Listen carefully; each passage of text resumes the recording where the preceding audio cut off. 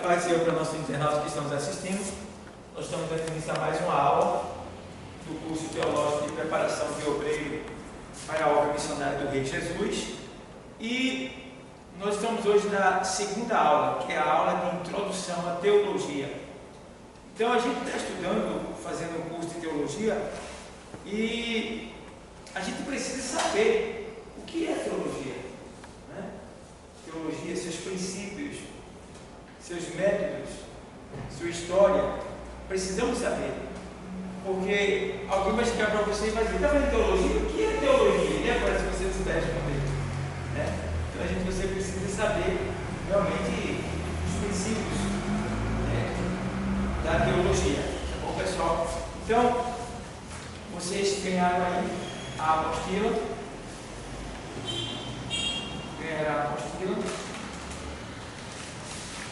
Na apostila, a primeira parte da apostila, ela diz que nós devemos o quê? Teologia e suas o quê? Teologia e suas divisões. Pronto. A gente vai estudar algumas divisões da teologia, certo? Divisões da teologia. Então vamos lá. Se os irmãos quiserem perguntar alguma coisa, levanta o dedinho assim, tá bom? E eu respondo, certo? Sem nenhum problema. Se eu não puder responder agora, eu respondo na próxima aula. Então a gente vai estudar essa parte aqui. Por exemplo, semana passada, como vocês podem ver aqui, a gente estudou algumas coisas relacionadas à teologia, né?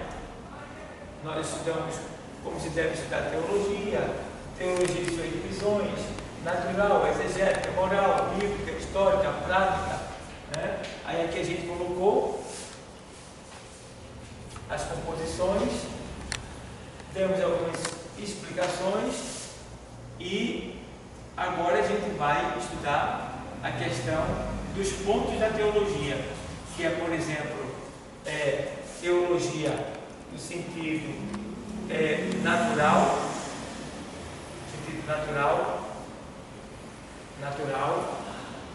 exegética, moral, bíblica, histórica e prática, que é que você tem aí na apostila, tá bom? Na sequência, essa página, mas aí já dá para ver. Então, o que é que acontece? Como já falei anteriormente, vocês estão aqui não para ouvir o que vocês sabem, vocês estão aqui para ouvir o que vocês não sabem, vocês estão aqui para aprender. Outro ponto que eu quero mostrar para vocês, eu quero dizer para vocês: tem coisas que vocês vão ouvir aqui que vocês não devem falar para ninguém, infelizmente. Vai servir apenas como base de conhecimento para você. Porque se você falar, ainda que você tenha base bíblica para explicar, as pessoas não aceitam. As pessoas não aceitam. Certo? Então, para evitar contenda, problema, debates de palavra, você evita estar falando com pessoas que não têm um QI elevado para entender o que você quer falar.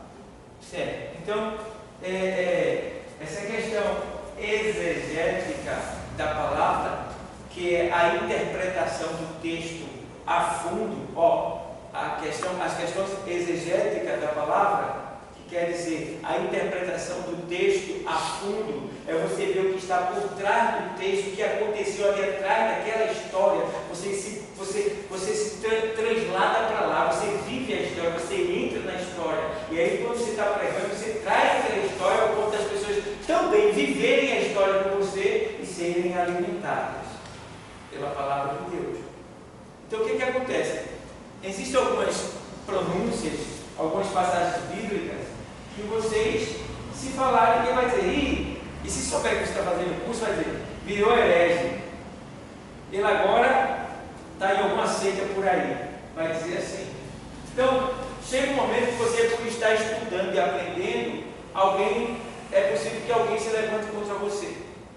É possível que alguém até aparecer agora. Entendeu? Isso acontece. Então, evite alguns comentários de determinadas pessoas que não têm o respeito, né? Que não se alegra com a sua vitória. Evita. Então, o que acontece? Eu trouxe até um texto aqui polêmico, que é de Jó 2:9, quando a mulher de Jó, ela fala para ele: amaldiçoa teu Deus e morre. Depois ele vai estudar sobre isso daí. Tem outros textos que as pessoas falam assim, a Bíblia diz, irmão, pedi, pedi, dá-se-vos-á. A Bíblia não diz pedi, pedi e dá-se-vos-á. A Bíblia diz pedi e dá-se-vos-á. Certo? Tem alguns irmãos que dizem assim: irmão, na presença de Deus até a tristeza salta de alegria. Tristeza é tristeza, alegria é alegria. Tristeza nunca vai ser alegria, entendeu? Então, não tem isso na Bíblia. Até a tristeza salta de alegria. Diz que na presença do Senhor há fartura, há delícias, né? Mas que a tristeza salta de alegria, não. Isso não existe. Pedir, pedir, também não. Deus não aceita repetição. Então, tem muitas coisas que a gente ouve falar e acha que é da Bíblia. E terminamos o quê? Falando. Do mesmo jeito. E um dia você aprende e vai falar diferente. Alguém diz assim: que história é essa? Desde que, não sei quantos anos que eu escuto que é assim. Sim, você escuta, mas não estudou. Uma coisa é você escutar, outra coisa é você estudar. Procurar saber a origem da palavra. Nós não estamos lidando com a Bíblia, um livro brasileiro. Não estamos lidando com um livro municipal, estadual. Nós estamos lidando com um livro que, primeiro, é um livro vivo. Segundo, ele não é mecânico, ele é orgânico. Terceiro, não é um livro escrito aqui no Brasil. É um livro escrito em outro idioma, certo? Quarto, são 3 idiomas, perto até do quarto idioma, que é o hebraico, aramaico, grego e latim. Isso foram línguas que foram incluídas na Bíblia, tá? E a gente deve considerar esse idioma e procurar entender que as palavras que ali estão nem sempre é da maneira que a gente acha que ela está dizendo ali. Porque a gente está lendo em português, mas vai ler a origem dela no grego, vai ler a origem dela no hebraico, vai ler a origem dela no latim, vai ler a origem dela no aramaico. Então, precisamos estudar esses pontos para poder saber como responder a razão da nossa fé para as pessoas que nos perguntarem, certo? Então, o que é que diz aí? No primeiro ponto,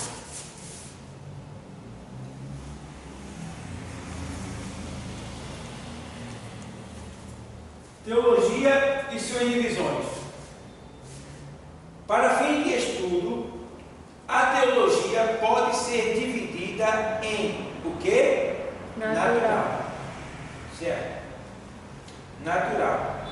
Então, o que é uma teologia natural?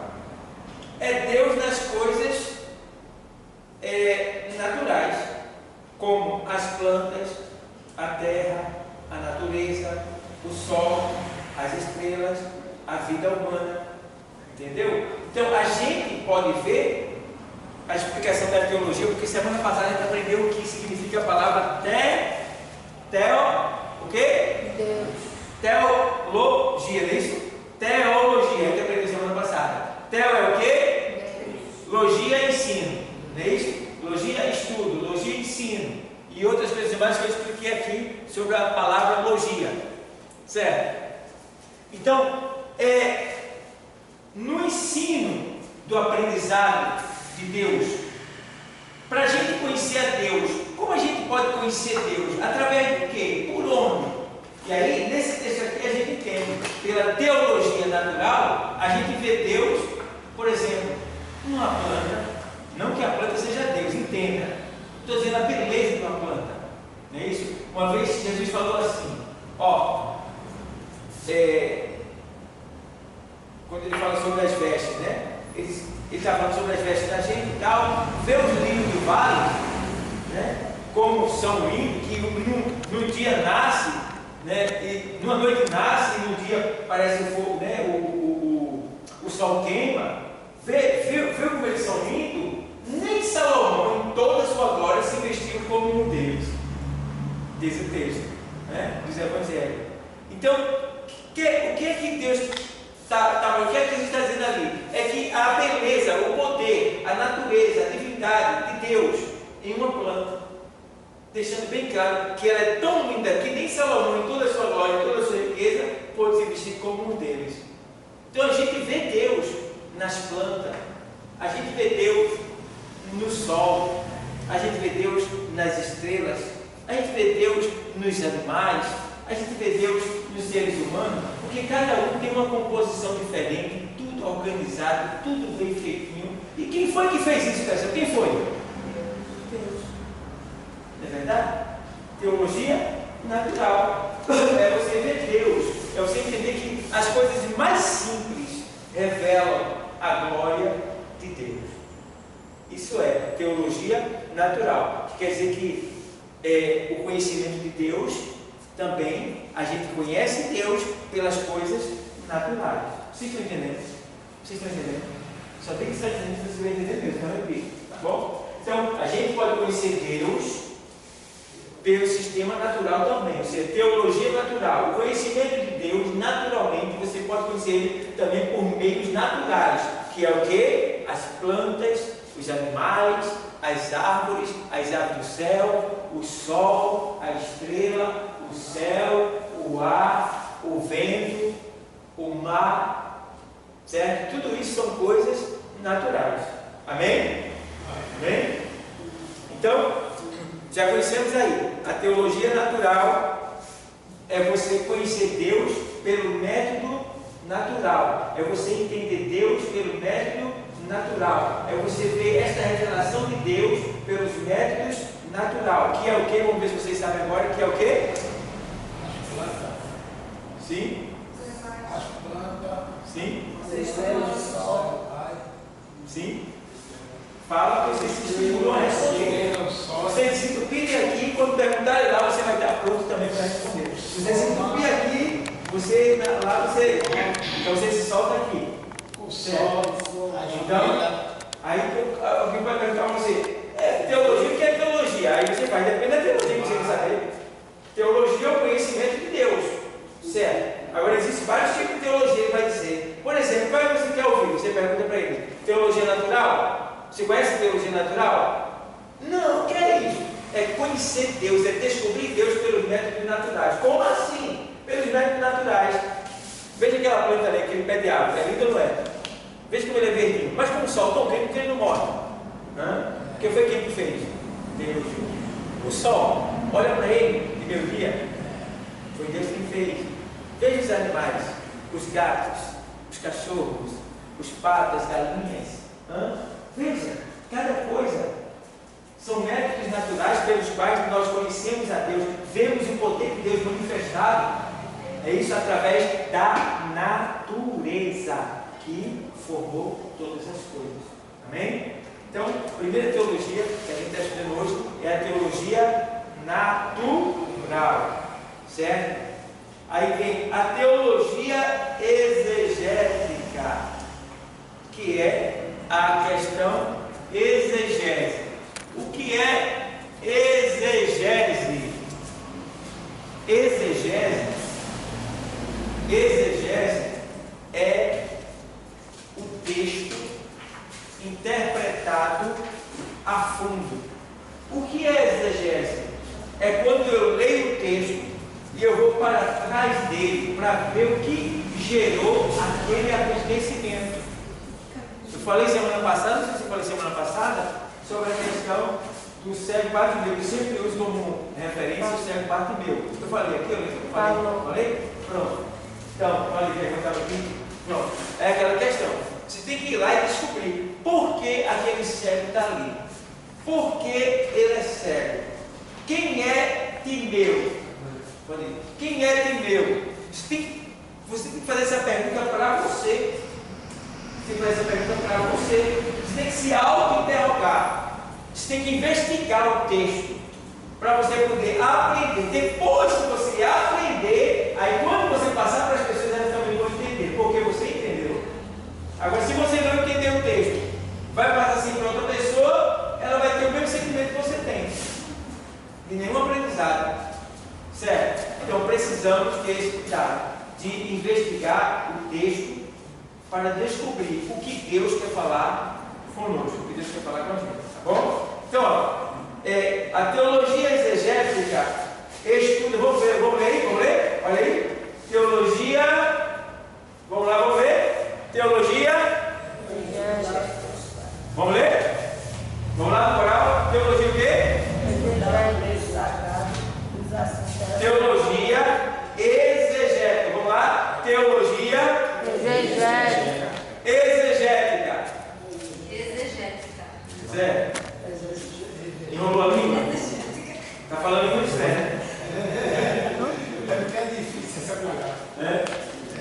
Vamos lá. Teologia exegética.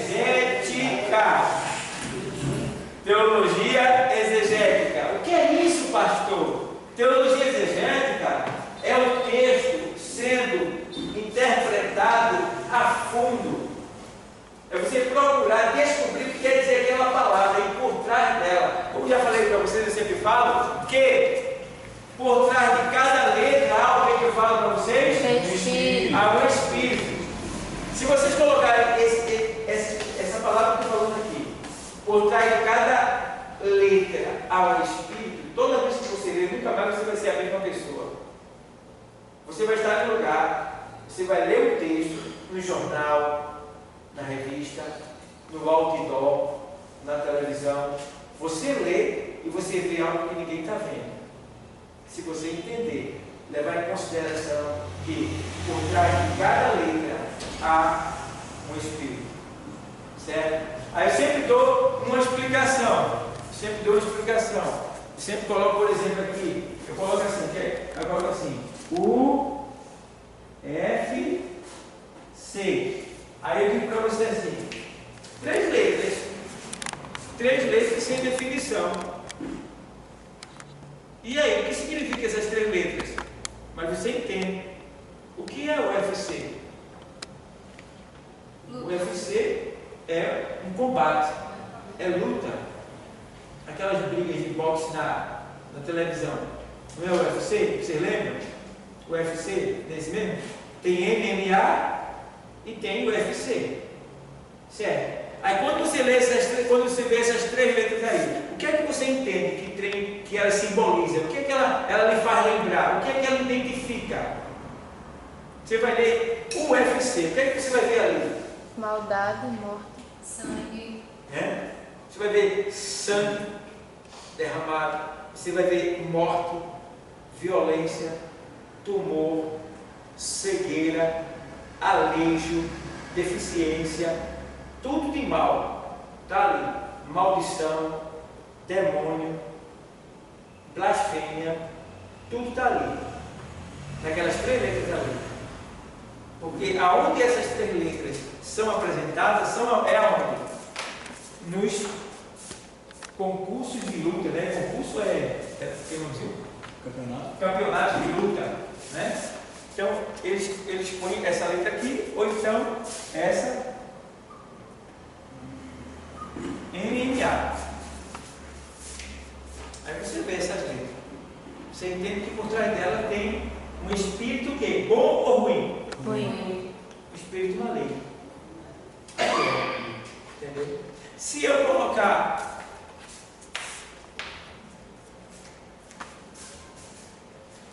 só.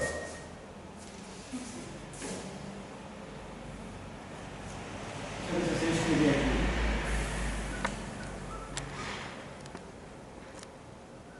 Não, é full, né? Futebol. É isso mesmo? É. Se eu colocar futebol, o que é que vocês veem aí? idolatria, Olha, vamos ver agora. Futebol, qual é o espírito que vocês veem aí? Tem mais de 10 aí. Hã? Pode falar. Pornografia.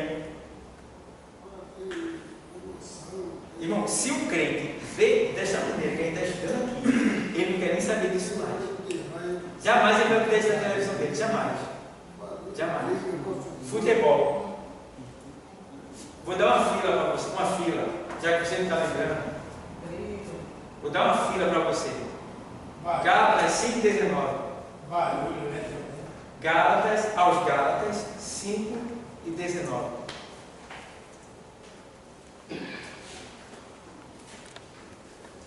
É 19 ou 18? Que é as obras da carne. O 20. Não, as obras da carne é só um. É um só não. É 5,19 não? Ou é 5,19? É o 5, 19, 20 e o 21. 21 é? É 3? São 3 versículos. Lê aí. Olha o que está por trás dessas 3 letras. Olha o que está por trás dessas letras aqui que você está vendo. Futebol, vamos lá. Porque as obras da carne são manifestas, Ó, as quais são: primeiro, adultério, adultério, está aqui, ó. Gente que adultério lá, ou adultério? E a gente vai falar uma restinha. Sai de lá, fica apaixonado pelo jogador, já vem cara de mulher deixar um para se colar com o outro. Vamos lá. fornicação, Fornicação é a prática do sexo sem compromisso. Vamos lá. impureza, Impureza. Sabe? Impureza está dizendo, né? Um monte de acúmulo de coisas sem vergonha, né? Vamos lá. lascívia, Lascívia. Exposição da sensualidade. Mulheres, né, se expondo à sua sensualidade, suas partes íntimas e tal. Vamos lá. idolatria, Ó, vai falando. Idolatria, você sabe o que mais tem, né? É o ponto central, né? O meu jogador, o meu time, tal. 5, 19, 20 e o 21. Vai. Feitiçaria, Feitiçaria. Agora, eu vi o Náutico aqui matar um boi para ter uma vitória. Sacrificar um boi num terreiro para ter uma vitória. E agora, de tarde, estava estudando, e o Atlético, parece que o Atlético Mineiro, convocou os torcedores para fazer um pacto. Paranaense. Paranaense, foi? E o pacto do meu irmão, sombrio, diabólico, terrível. Veja bem, feitiçaria, que mais? inimizades, Inimizade. Tem inimizade no jogo? Tem. Eita, o pau quebra, não? A raiva. Vamos lá. porfias, Porfia. O que é porfia? Ganância por cargo. Qual que é que eles estão falando ali? Ganância por uma posição. O que mais? emulações, Emulações são diversos tipos de contenda e tal, assim. Uma mistura. Vai. iras, Ira. Vontade de matar. Tem lá? tem, Vai. aí 27, Não tem só vontade de matar quando tem morte, né? Porque pelejas, peleja, já está dizendo, né? Aquela. Vamos pelejar contra, né? Aquele grupo se junta com esse cara, pega com aquele lá, vai. dissensões, Dissensão, já está dizendo, né? Perturbação, tá? Aquelas coisas, vai. heresias, Heresia. Tem gente que diz que futebol é a religião dele. Né? Isso é uma heresia. Porque futebol não é religião. Porque o futebol não liga a Deus. Vai. invejas, Inveja, tem lá? Porra não, né? Vai. homicídios, Eita, morte. Tem lá gente matando outro. O que mais? bebedices, Eita, tem cachaça lá? Cerveja? Vê só, o que mais? glutonarias, Glutonaria. Comida em abundância. Aquela coisa e tal. O que mais? só isso. Pronto. Só para vocês terem ideia. O que é que tem por trás dessas letras? Está vendo vocês? Então, quando você vê essa letra daí, futebol, as pessoas olham para isso e vê o homem jogando uma bola. Vocês vão olhar para isso e vão ver. Meu Deus. Está entendendo a diferença? De quem estuda, de quem aprende, de quem conhece. É por isso que a Bíblia diz que está no Espírito, discerne tudo e de ninguém é discernir. É isso que acontece. É isso que aqui a gente está aprendendo. É ter sabedoria e discernimento espiritual. Certo? Então, é isso que acontece. A teologia, a exegese bíblica, é você pegar um texto e ir lá e interpretar ele a fundo. Então, por exemplo, quer ver? Eu preguei uma certa vez, eu disse que Ana não era estéril. Ela estava estéril. As mulheres estéreis da Bíblia foram estéreis, geraram uma ação milagrosa, tiveram um filho, ou dois, como Jacó e Esaú, né? Mas, no caso de Ana não era estéril de nascença, Ana estava estéril. Não teve gente que quase me crucifica por causa disso, mas eu expliquei, está lá no canal. explicar. Mas as pessoas dizem assim, desde que eu me converti, que eu ouço dizer que Ana é estéril, tudo bem. Ela é estéril porque a Bíblia está se referindo ao momento dela, no momento dela, Ana era estéril. Era estéril. Por que ela era? Porque ela teve filho, ela gerou vários filhos. Ela era estéril. Mas o texto diz que ela estava estéril porque Deus tinha cerrado a madre dela. Então, Deus não diz isso em relação a Rebeca, a Sara, a mãe de Sansão e a mulher de Zacarias. Essa mulher que é estéril, Deus não diz que tinha cerrado a madre delas. Deus diz que elas eram estéreis. Agora, Ana, Deus é que tinha fechado a madre dela para ela não gerar. Ela só ia gerar no tempo de Deus. Então, Ana não era estéril. Ana estava estéril. É diferente. Era e estava. Quem entende de verbo, né? Vai? Entendeu? Então, o que acontece? Do mesmo jeito é agora. Por exemplo, é como eu já falei para você. Você vem aqui para aprender o que você não ouviu, não o que você já sabe. Vocês aqui vieram para ser confrontados. Quem estuda a Bíblia, quem lê a Bíblia aqui, vai ser confrontado. Então, por exemplo, você vê o que foi que a mulher de Jó falou para Jó por ver ele tão angustiado, tão triste, tão dolorido. Amaldiçoa Deus e morre. Amaldiçoa Deus Abençoa. Foi isso mesmo que ela falou? Ela disse assim, na nossa Bíblia está escrito amaldiçoa. Na nossa Bíblia está escrito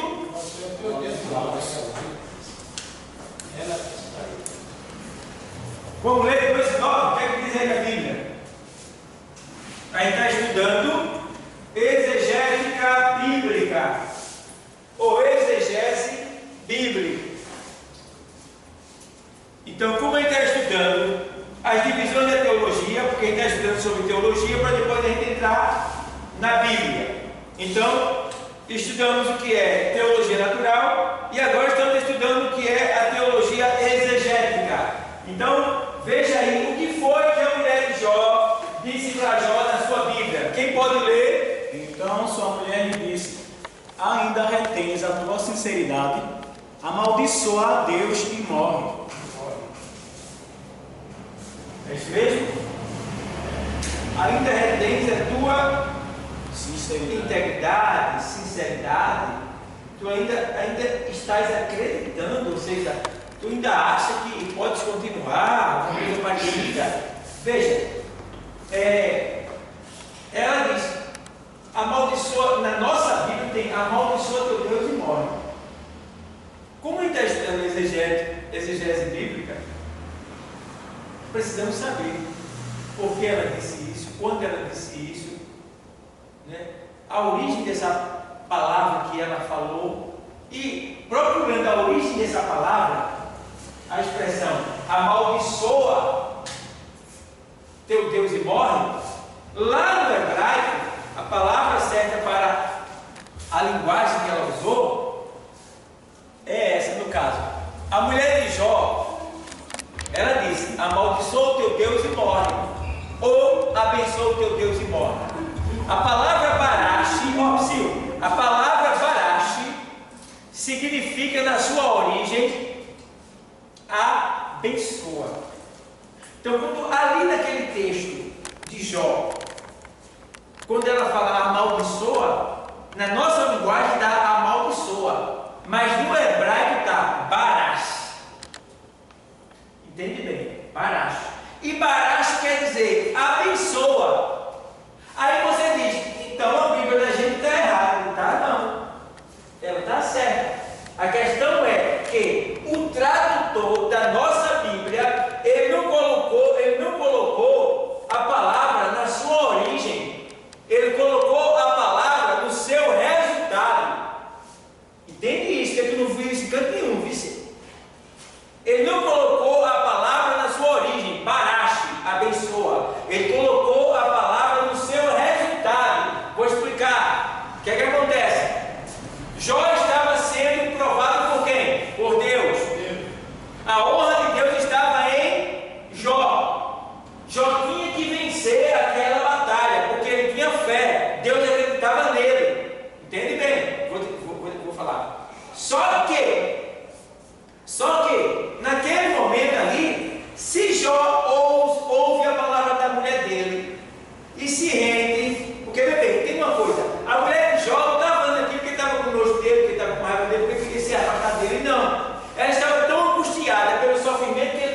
mantendo e continuando sendo fiel, que ela diz, já que tu és fiel, fala com Deus, te despede, abençoa a Deus, diz Deus, obrigado, ora a Deus, abençoa a Deus, quer dizer isso aí, abençoa teu Deus e morre, te entrega. Mas se Jó se entregasse, o que ia caracterizar ali? É o quê? Maldição. Se ele se entrega, aí sim seria uma maldição. Por que seria uma maldição? Porque ele estava voltando atrás, envergonhando a Deus e entregando os pontos. E aí? É bem isso que é maldição isso? Voltar atrás. É o quê? É bem isso que é maldição. Desistir, é bem isso que é maldição. No sentido de glorificar Deus.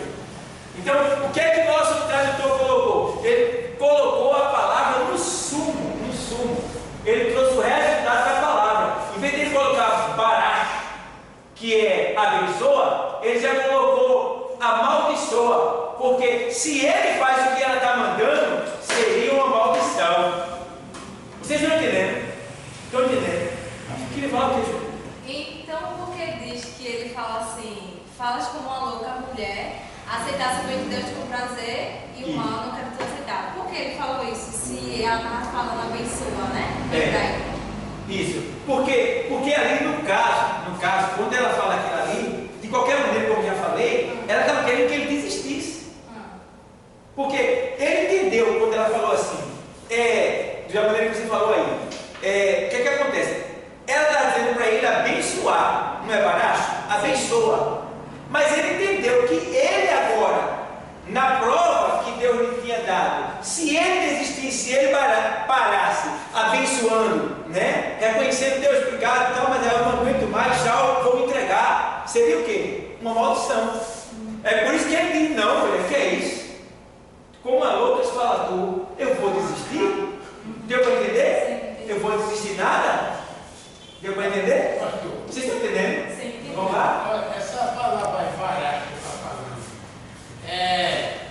Vamos supor assim, o senhor está falando que quem está dizendo assim, abençoa, embaraça. Ela disse. Embaraça, que palavra é essa? Baracha é uma palavra hebraica. Hebraica, né? E quer dizer É abençoa. uma palavra Baracha quer dizer abençoa. abençoa. E essa de maldiçoa, amaldiçoa teu Deus e morre. É a nossa tradução. Qual é que essa palavra está mais certa? Essa de baralho, essa de carrinho. Então, barache é a palavra no hebraico original. Amaldiçoa é o resultado, né, do que iria acontecer se Jó ouve a mulher dele. Deu para entender? Barache quer dizer abençoa teu Deus e morre. Ou seja, ele estava sofrendo tanto que ela disse assim, eu não aguento mais ver você sofrendo, porque você não desiste. Se ele desistisse, era uma bênção ou uma maldição?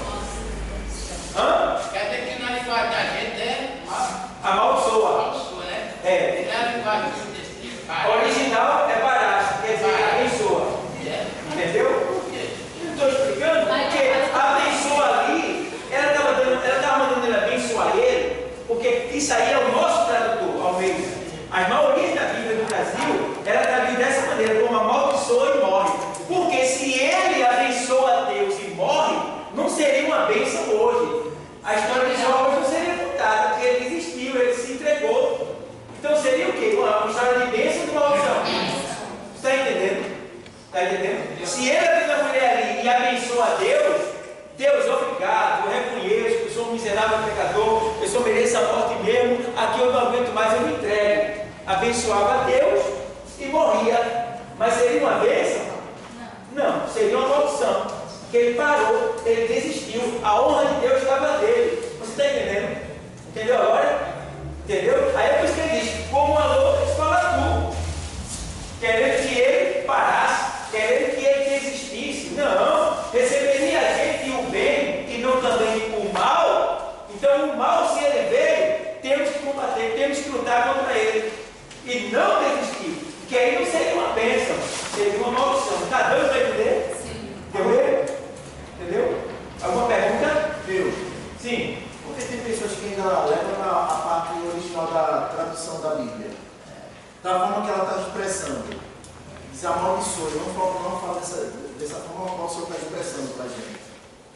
A nossa linguagem brasileira, Porque alguém, como o Senhor acabou de falar, disse que ela não na forma literária, não estava amaldiçoando, estava mandando abençoar. Abençoar. Mas aquela bênção que ela estava mandando ele fazer, não ia ser uma bênção, ia ser uma maldição. Porque o que para ela parecia um final feliz, porque ele ia se livrar da dor e ia morrer, não seria um final feliz, seria um final terrível. Por quê? Ele estaria entregando os pontos, desistindo, a honra de Deus estava dele, seria uma vergonha para Deus, para ele e agora. A história de Jó hoje não seria contada, não seria um exemplo para a gente.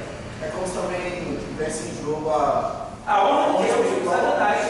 A honra de Deus estava em Jó. Deus investiu, apostou tudo que ele tinha em Jó.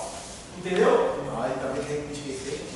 Hã? Então quer dizer que esquecer também. Não Porque esqueceu nós não. estávamos com vontade, não, né? Mas a gente não esqueceu, não. Foi, mas não diz que não pode acrescentar nada e nem retirar, porque se a gente for pensar, por mais que ele tenha feito isso para já dar um resultado, Almeida, ele querendo ou não, está tipo, como se fosse mudando a forma que foi escrito. Até mesmo pessoas aqui que não entendem direito da Bíblia, como o Senhor está ensinando a gente aqui agora, pode pensar que tipo, daquele jeito tipo amaldiçoa, mas foi escrito abençoa, porque ainda não deixou abençoa, ao invés de estar mudando, já que a própria Bíblia fala que não pode acrescentar nada na Bíblia, lá em Apocalipse 22, 18, que se acrescentar, Deus vai acrescentar flagelos na vida da pessoa. Por que ele fez isso? Isso é certo ou é um erro? Não teve erro não, nem teve acréscimo, não teve nada disso não. A gente está estudando a questão do original. Agora veja bem, veja o que significa, para você só para você ter uma ideia, que ele não acrescentou. A palavra aqui, eu coloquei aqui, seja aqui, no hebraico, a palavra bênção, barash, vem de uma raiz Barakesh. Veja que já aumentou mais uma letra. Barakesh. Barakesh significa ajoelhar, abençoar, agradecer, felicitar, saudar. Tanto no hebraico quanto no grego, eulogia, ou seja, apresenta um sentido de concessão de alguma coisa material, ou seja, todavia a forma grega acrescenta ainda os bens espirituais.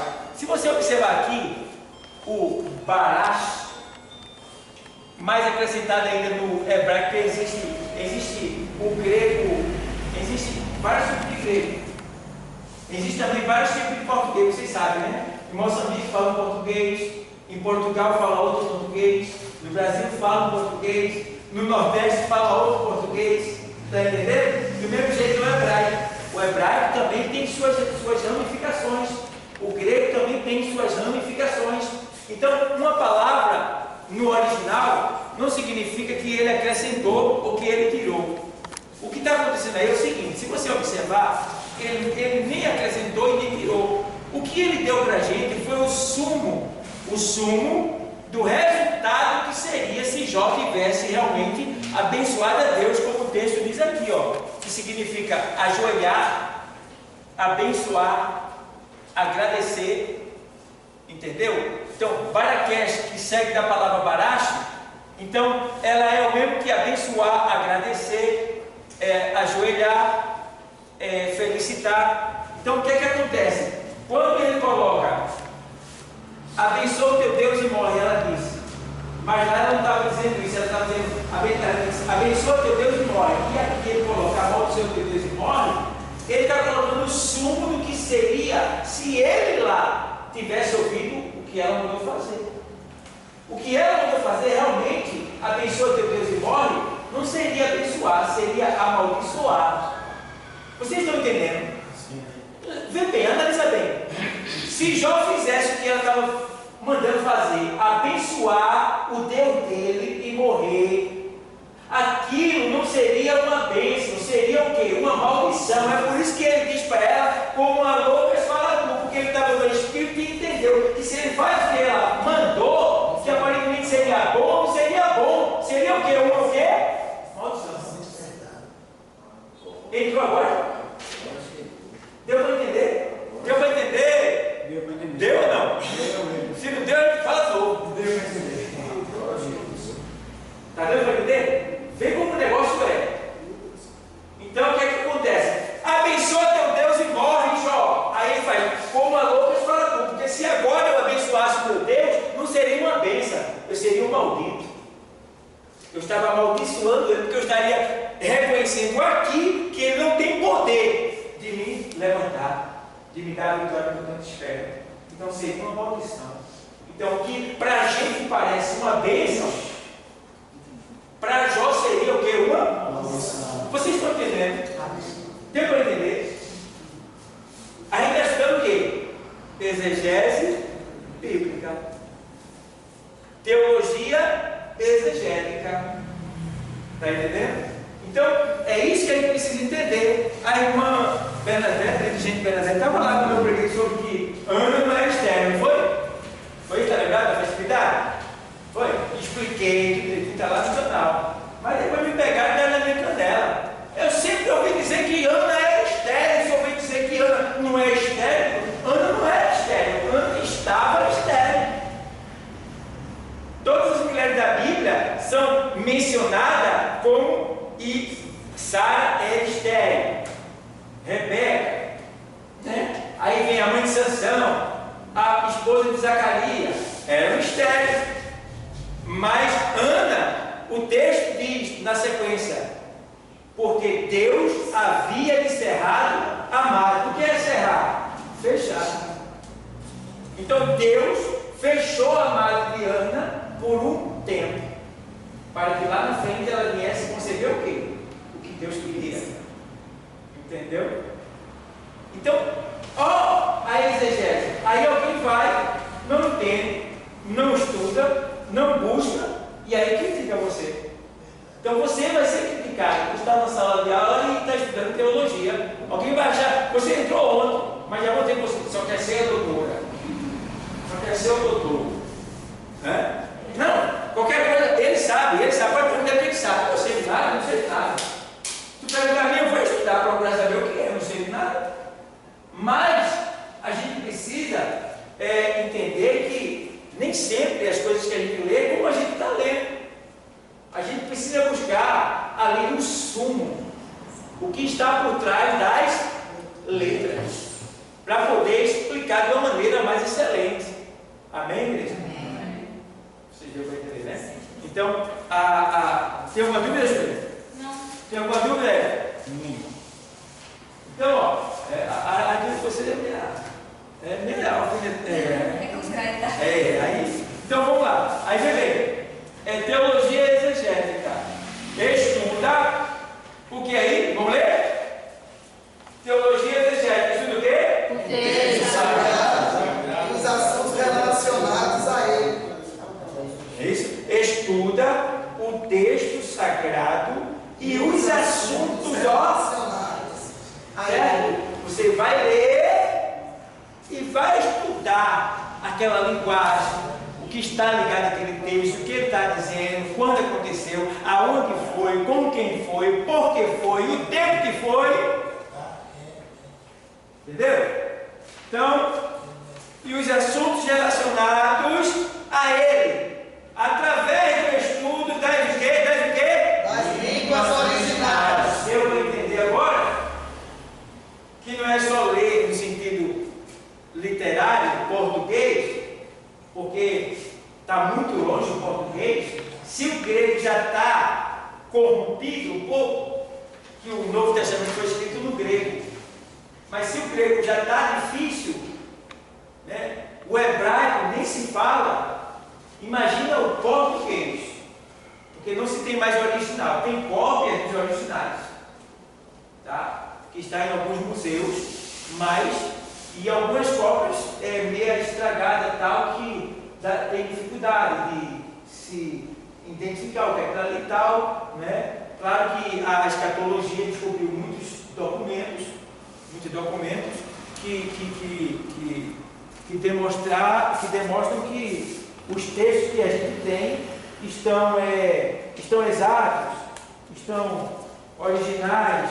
A gente tem aqui os livros que falam sobre as cidades antigas, tem o livro que fala, tem as passagens como aí mostra o oleiro, aí mostra os vasos, mostra os deuses antigos, Baal, tal, aí vai mostrando aqui as seitas, né, o judaísmo, o tempo de Zacarias, e aí vai, aí mostra a escatologia, como era a pesca. Aí ele está mostrando, a gente precisa levar em consideração como era a Jerusalém no tempo de Jesus, né? A vida na época de Jesus. Então são livros que nos ajudam a entender a cultura, a geografia e também a linguagem, né? O idioma usado pelos antigos, tá bom? Então, a gente precisa levar em consideração isso daí, pessoal, certo? Ser fiel aos textos, tá bom? Então, ó, a gente vê que estuda a teologia exegética, estuda o texto sagrado e os assuntos relacionados a ele, através do estudo das línguas originais. Eu falei há pouco tempo, antes de você chegar, que a gente tem na Bíblia aí, aproximadamente, primeira língua, o hebraico, segunda língua, o aramaico, terceira língua, né, tem o grego, né, aí quarta língua tem o latim, e existem outras linguazinhas, alguns textos pequenos que foram introduzidos, né, tem o siriaco, tem várias outras linguagens assim, mas o que impera mesmo é o hebraico, aramaico e o grego. Depois o latim. O latim ele abrange muita parte, né, da Bíblia. Então, você vê que tem o quê? O estudo das línguas originais, da arqueologia bíblica, da hermenêutica bíblica e da teologia bíblica. Então, estudo, ou seja, exegética, ou seja, teologia exegética, estuda o texto sagrado e os assuntos relacionados a ele através do estudo das línguas originais. Da arqueologia, o que é a arqueologia? É aquilo que eles fazem procurando vestígios, peças antigas, entendeu? Dos tempos antigos, cavando a cidade.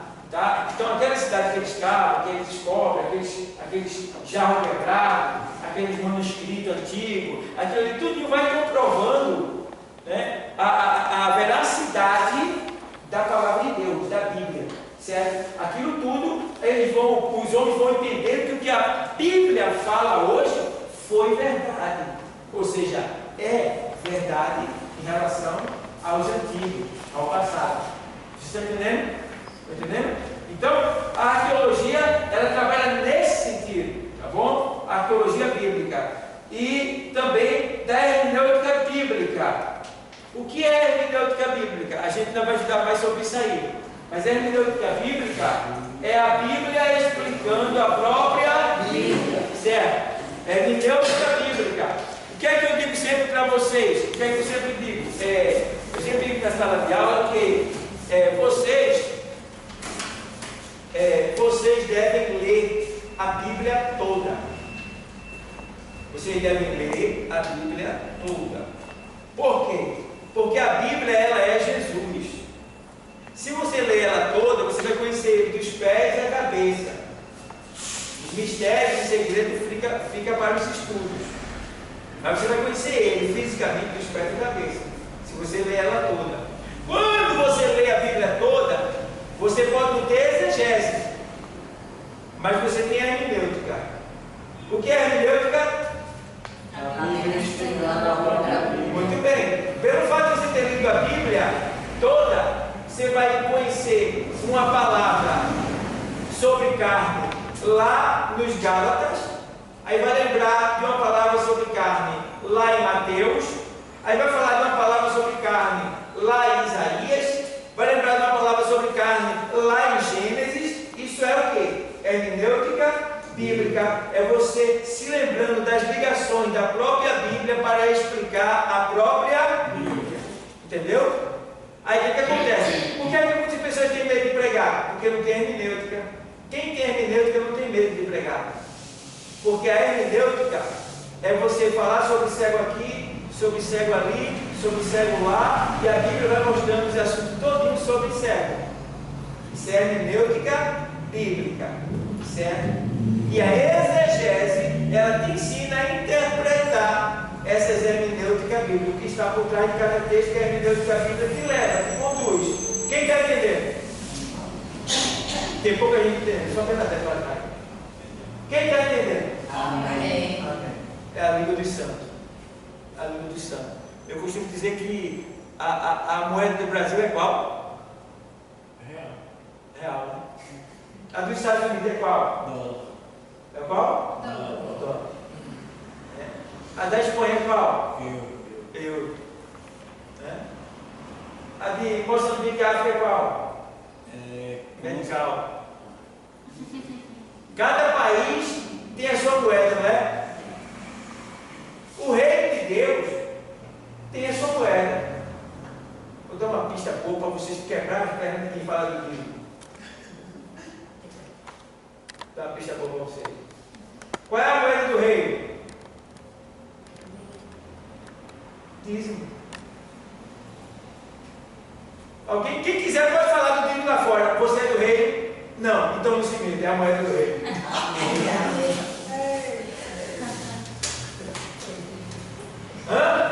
Quem me deu isso foi o Espírito Santo. Semana passada, eu estava estudando sobre isso aí e de repente, acho que Santo Belém, porque eu fico pedindo a Deus sabedoria para responder esse tipo de agressão. Aí Deus foi e me deu essa, ó. Aí eu disse, olha, aí eu comecei a ver, rapaz, cada um tem a sua moeda. Os que não têm moeda se unem ao dólar, se unem ao euro, né? Mas todos têm uma moeda, né? O reino de Deus é o céu na terra. Então, meu irmão, é do reino tu? Não. Então não interessa tu. A moeda do reino é. Você não tem direito nenhum de falar, porque você não é do reino. Ah, fulano rouba assim, você não é do reino, meu amigo. Você não entende. Tchau para você. E qual é a moeda do céu? Não. Essa é do reino aqui. Que você vai ser pago quando ele voltar? Galardão. Galardão.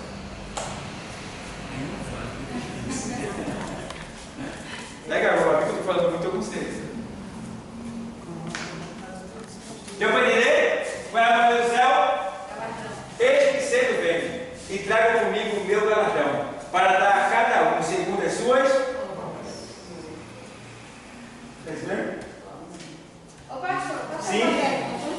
Eu não ia perguntar, mas eu vou fazer. É aqui. Porque tem na Bíblia, assim, tem na Bíblia, que Deus não habita em tempo da mão de homem. Em tempos feitos por mão de homem. O que quer dizer isso aí? Quer dizer que Deus, ele não mora aqui dentro.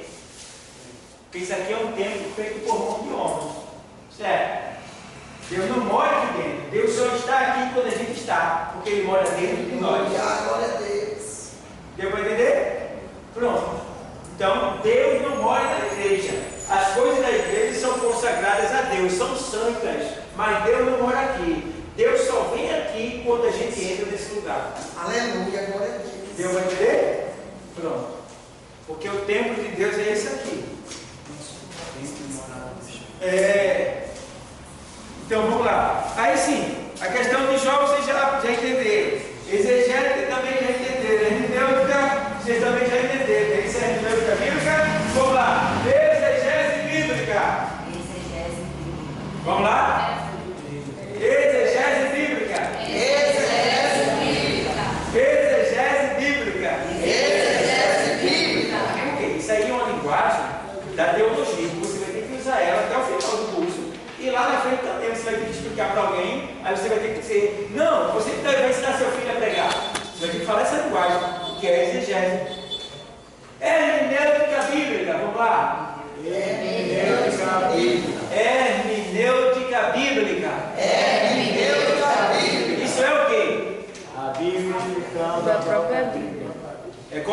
A Bíblia explicando a própria Bíblia. Como é mesmo? A Bíblia explicando a própria Bíblia. Tem certeza? Sim. Tem certeza? Sim. Tem certeza? Sim. Então, porque eu fico com dúvida. Veja bem. Então, a gente vai ver isso aí. Lá no final a gente vai estudar a homilética, né? Que vai trazer esses dois princípios aí, que é a exegese bíblica e a hermenêutica bíblica. Lá no final do curso a gente vai estudar a homilética, mas não é para agora. Então aqui, vamos lá. Exegese, ou seja, teologia exegética. Aí vem agora, teologia moral. Tem aí? Tem. Teologia moral? Teologia moral é teologia moral.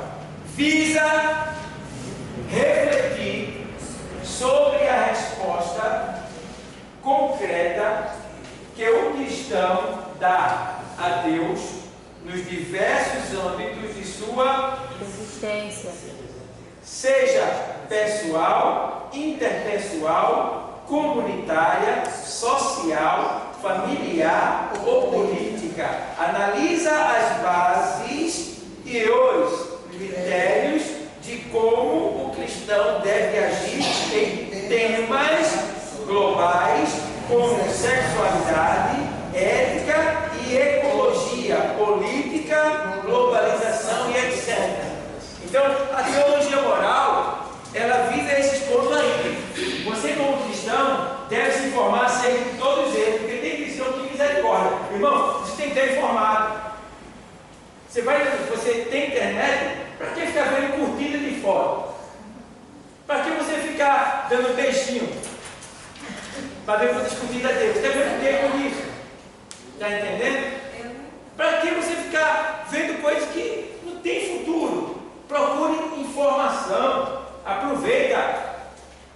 Então, procura saber como é que está os Estados Unidos, como é que está Israel, como é que está a guerra, vê como é que está o teu Brasil, começa a saber como é que está a natureza, a Amazônia, começa a estudar essas questões globalísticas, essas questões morais, tá? Porque a teologia, ela usa a teologia moral, ela também se utiliza disso para mostrar Deus. Por exemplo, a guerra em Israel. Alguém pode dizer, coisa de homem, ganância, intriga deles. A gente que estuda teologia, a gente entende que não é isso só. Tem Deus nessa história. É o sinal de Deus. É isso acontecendo para dizer que Jesus está chegando. Entendeu? Por quê? Você começa a entender que é necessário que todas as nações, ou quase todas as nações, odeiem Israel. Ei, Sil, é necessário que quase todas as nações da terra odeiem Israel. Não só os que estão em volta deles, mas todas as nações. Vocês viram lá no congresso que teve da ONU, lá, que teve lá. Na hora que o ministro de Israel vai falar, vários países se levantaram, viraram as costas e saíram. Porque eles defendem lá o Hamas, o Hezbollah, a morte que teve lá em Israel. Israel só está o quê? Se defender, não é verdade? Israel atacou alguém? Não. Israel se defendeu, certo? Mas o povo entende que Israel é o agressor. Veja bem, sem lógica isso aí.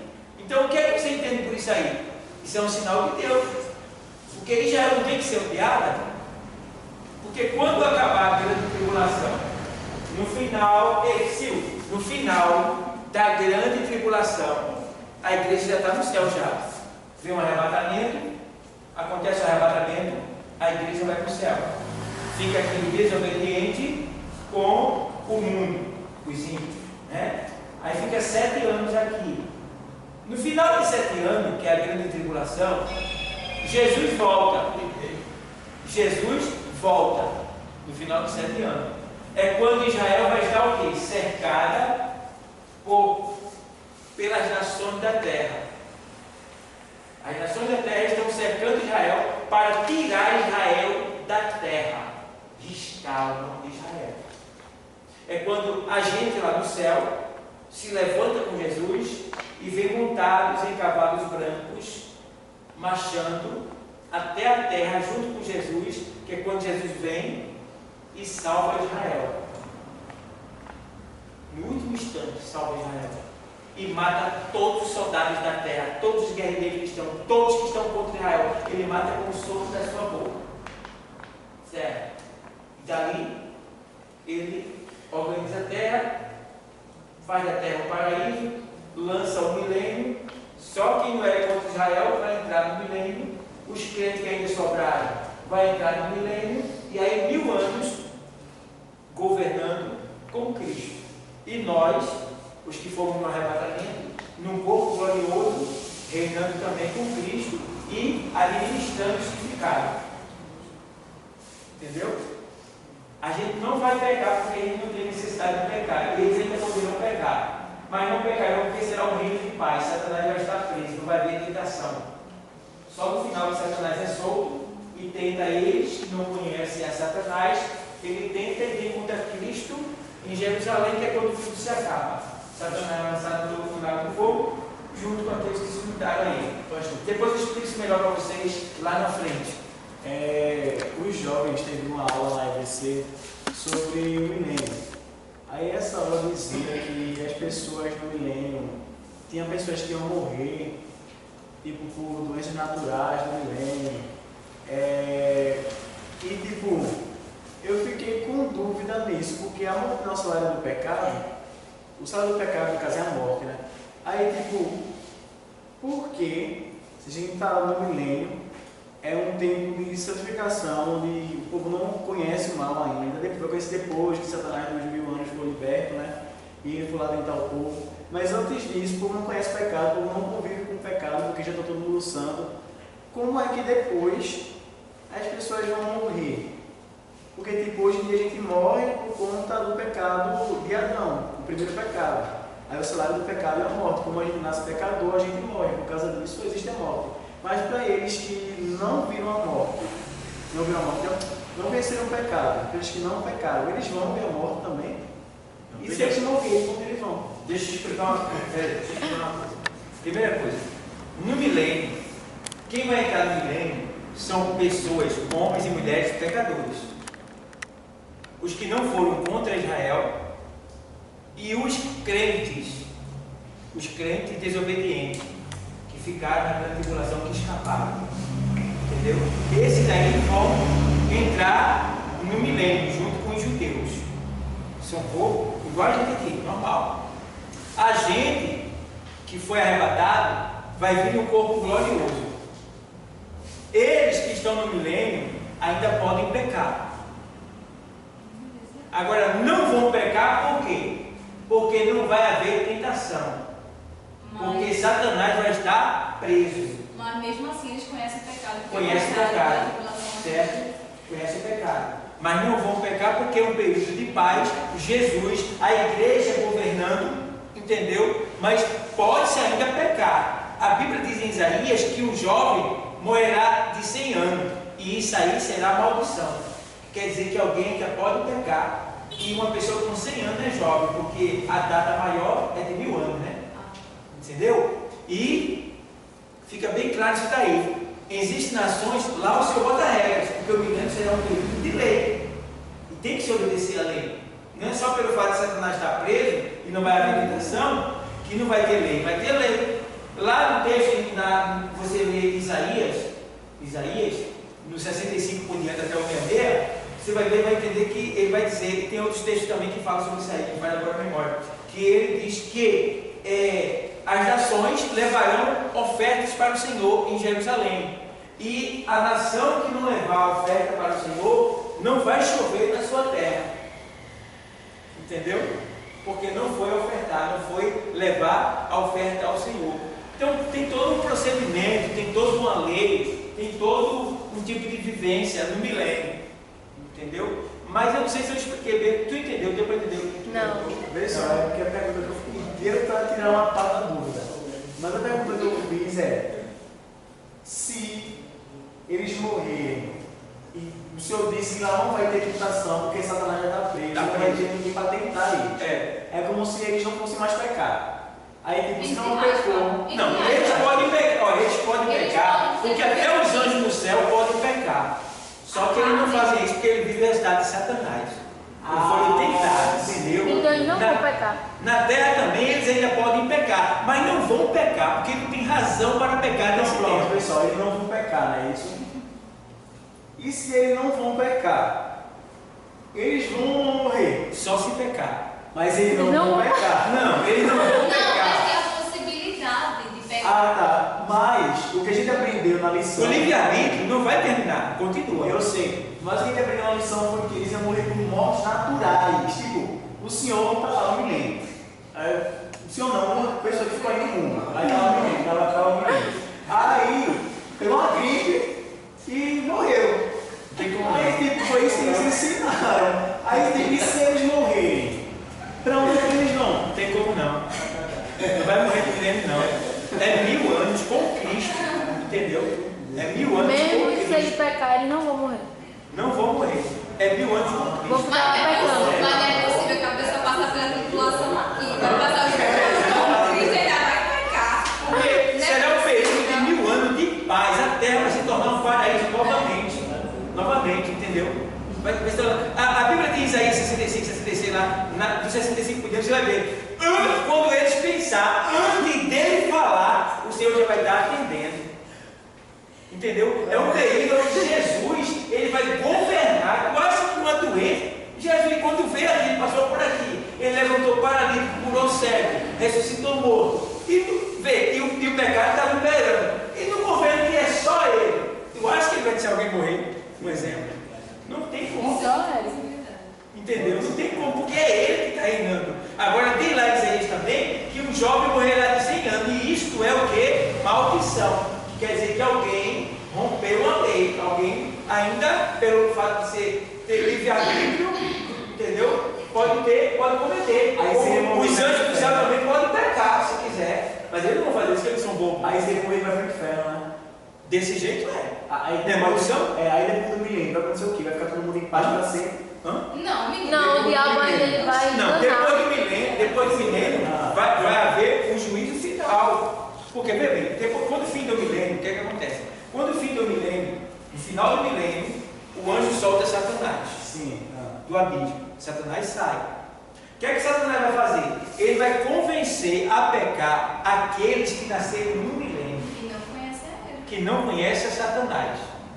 Certo? Satanás vai dizer, ele só está servindo a Jesus Cristo, só tem Jesus Cristo, por isso que vocês servem a ele. Mas eu estou aqui, ó, eu faço isso, comigo, vai ter isso, vai ter aquilo, tal, tal.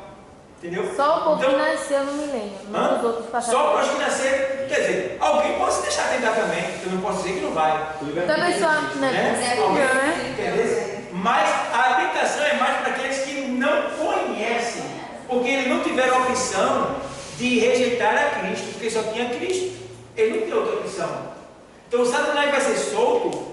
Quando Satanás é solto, alguém diz assim, por que Jesus solta Satanás? Não, porque Jesus não quer nada forçado. Se só é Jesus, só tem Jesus para adorar, eu adoro ele porque só tem Jesus e eu sou forçado a adorar ele. A gente vai dar uma opção para as pessoas, soltando Satanás para que ela tenha uma opção, se querem permanecer com ele ou se querem aderir a Satanás. Entendeu?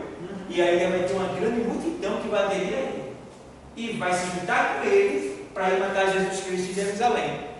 É quando Jesus vai e aniquila todos eles e lança no lago de fogo do inferno. Aí quem está com ele é o próprio Satanás. Aí depois disso vai viver como viveu no milênio, todo normal, acabou. Então, e agora vai ser estabelecido o juízo final.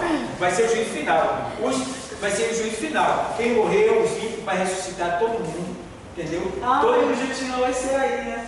Eu pensei que era no final. Eu pensei que o juízo final vai ser depois que, tipo. No arrebatamento. Depois do arrebatamento, depois dos 7 anos, né? Já ia ser o juízo. Não, ali é mais Getom, que é quando o Senhor volta e ali salva Israel, mata todo mundo lá. Né? Só escapa quem não está contra Israel.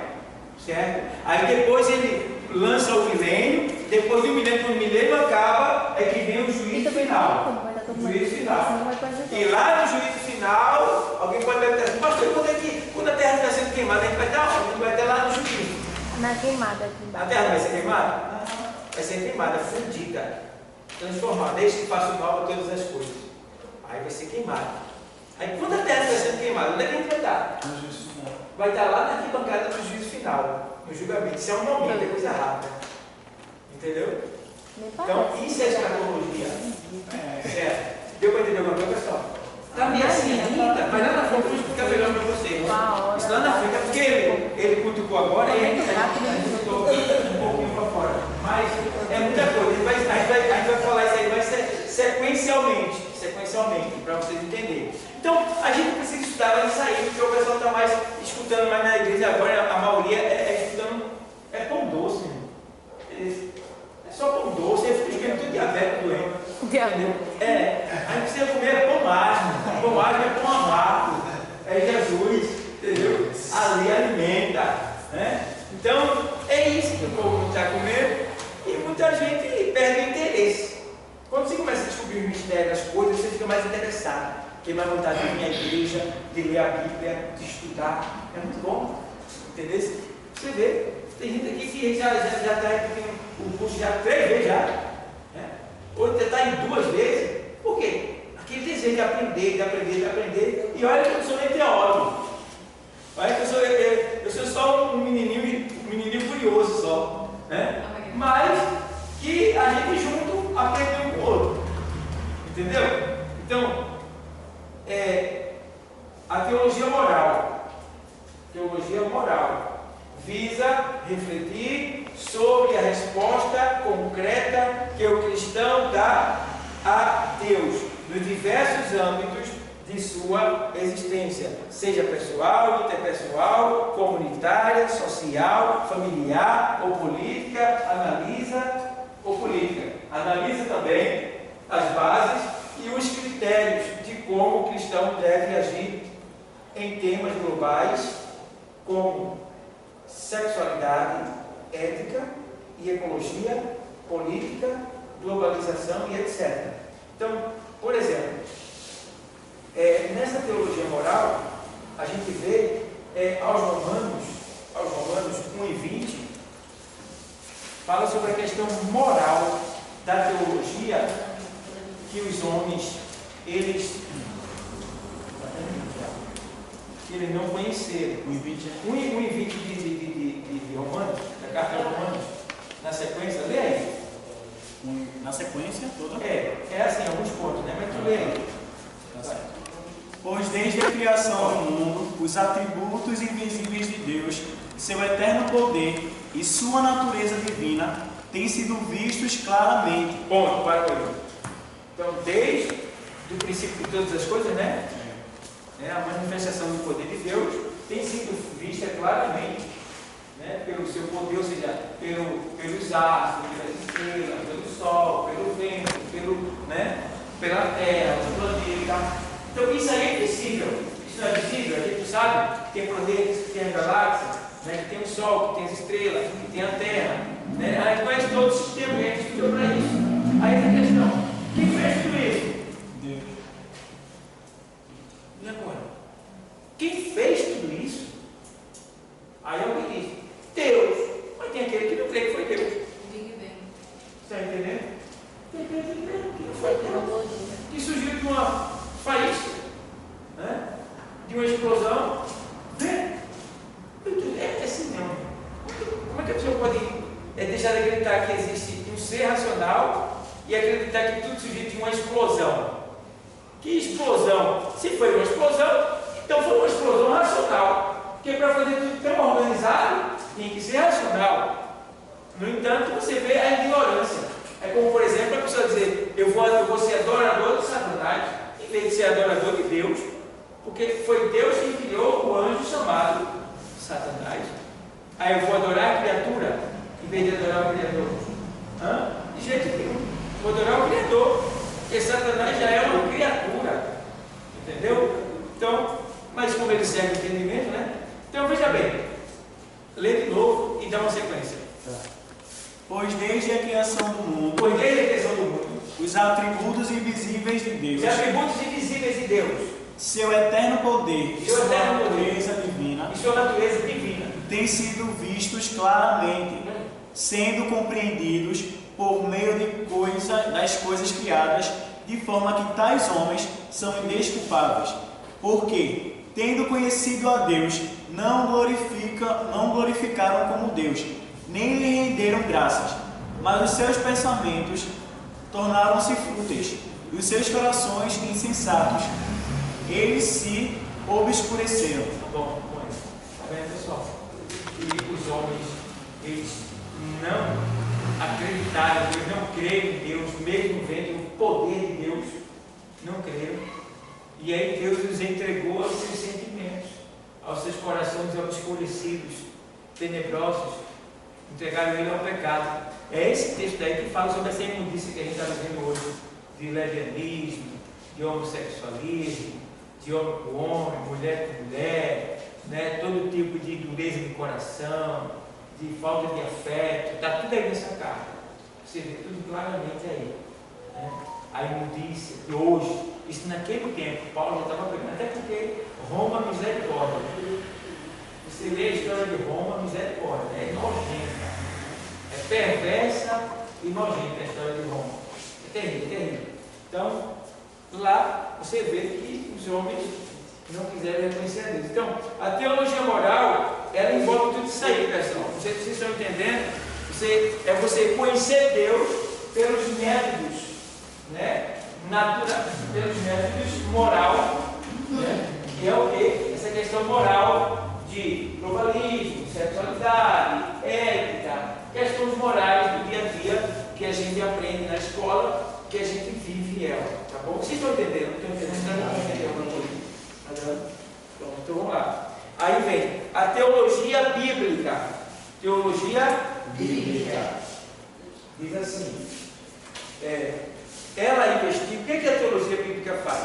Ela investiga a verdade de quem? De Deus. E o universo em seu desenvolvimento divinamente ordenado e em seu ambiente histórico, certo? Então a Bíblia, ela nos ensina a aprender, né? Ela estuda, ela nos leva a entender o universo, ela nos leva a entender a divindade de Deus, tá? As ordenações divinas, como tudo é ordenado, como tudo está no seu lugar, como tudo é organizado, como Deus é organizado, como Deus faz as coisas, tá bom? Aí mais que assim, ó, conforme apresentado em diversos livros da Bíblia, a teologia bíblica é a exposição do conteúdo doutrinário e ético da Bíblia, conforme originalmente revelada.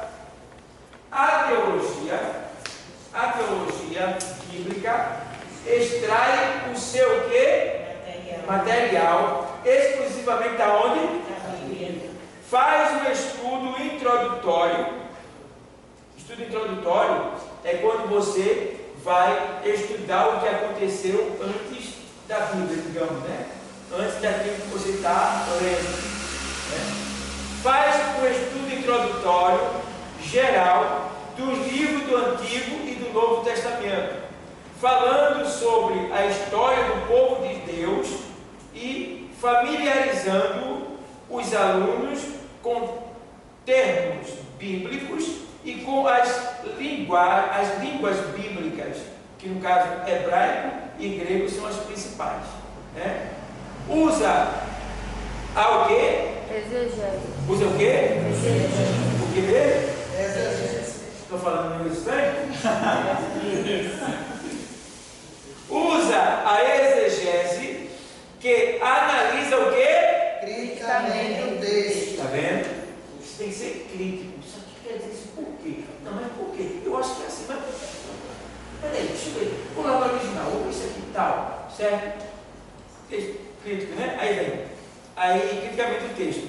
Sua estrutura gramatical, ou seja, sua estrutura gramatical, sua mensagem e seu tema central e a... O quê? E a hermenêutica. E o quê? O que mesmo? Hermenêutica. Muito bem. E a hermenêutica aplicando a mensagem